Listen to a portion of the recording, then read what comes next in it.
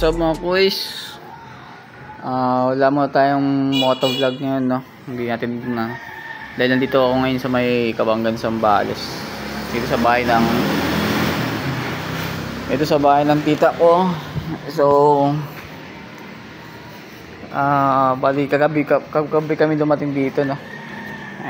Yang dala natin yung CGL, yung libina namin. So wala muna tayong hindi ko muna ngayon kasama si Black M3. So purpose natin bakit tayo dito sa Cabangan, kasi bibisitahin natin yung lote namin. Mga kuys, so bali bago nga pala natin silipin yung lote. Sa mga hindi nakakaalam dito sa amin, ito nga pala yung papuntang, kung familiar kayo sa Dapya dito sa Cabangan tsaka sa Agbobotilya, so dito yun papunta. Ito yung pinakadaanan papunta dun sa sa bundok. So ito yung dadaanan nyo bago yung tourist destination na yun. So maraming ngayon nagpunta ng mga turista ngayon dun.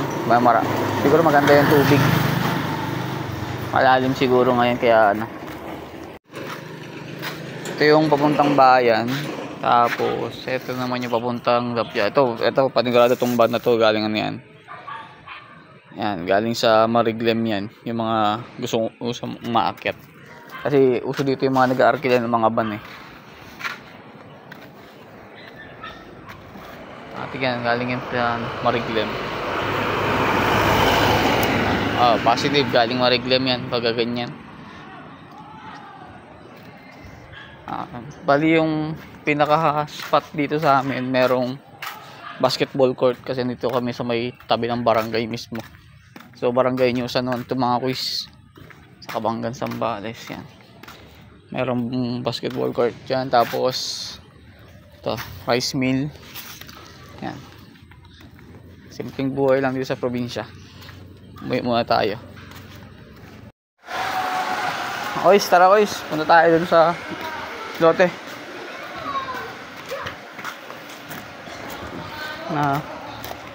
Ito nga pala yung swimming pool, kaso walang laman kasi papaservice ulit namin yan, kasi merong may leak sa ilalim. So papalagyan namin sa gumawa. Tara. Ito nga pala yung court dito sa tabi ng bahay. So makikita nyo kagad ang doon yung kubo. Ang kalayo.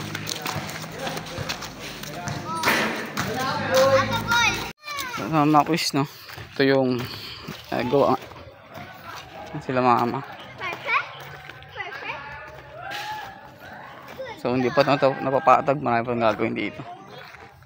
Puro bato pa.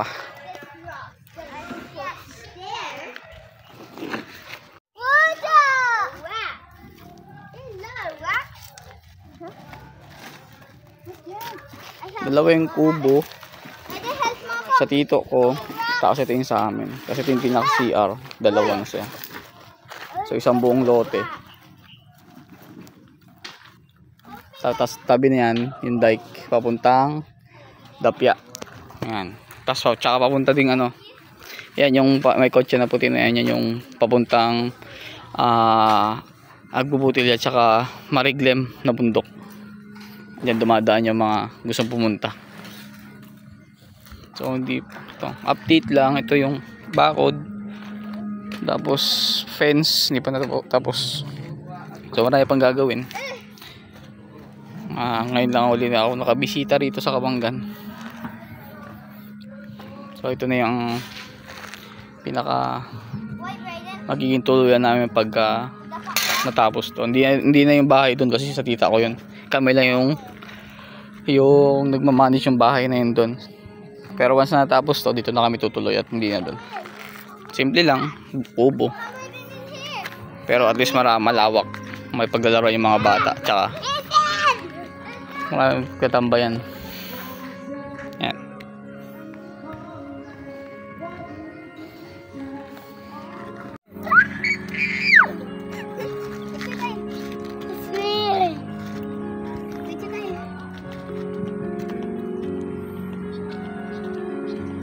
Picture mo kami.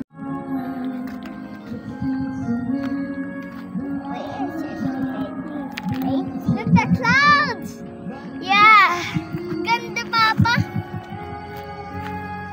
Ayan na!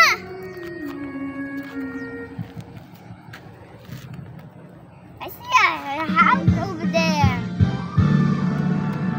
I see a house! Where?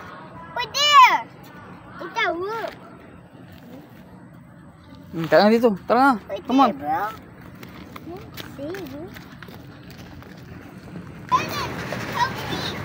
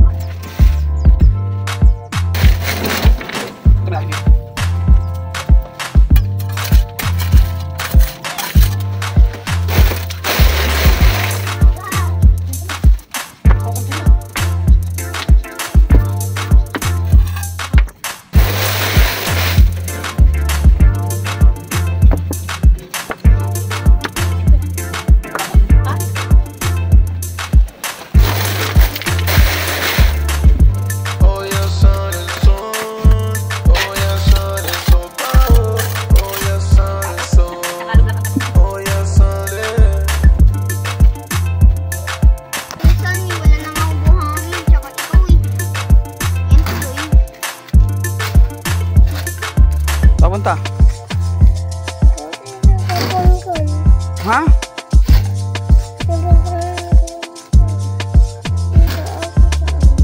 Saan? So yung mga kuys, hapon na. Ito na yung sunset sa ilog. So natapos kong tampakan yung pong likod ng kubo namin. Yan, nagpala-pala ako dyan kanina. So yun yung natapos natin ngayon. Tapos may mga kumulit na bata. Ito naglikot. May pang-trabaho ito mga kuys, pang low budget na trabaho, pero okay lang, at least paunti-unti. Project na ang pilisa na Tadena. Sila mama at sila tito. Yan, kami lang dito yung mga nag-ayos.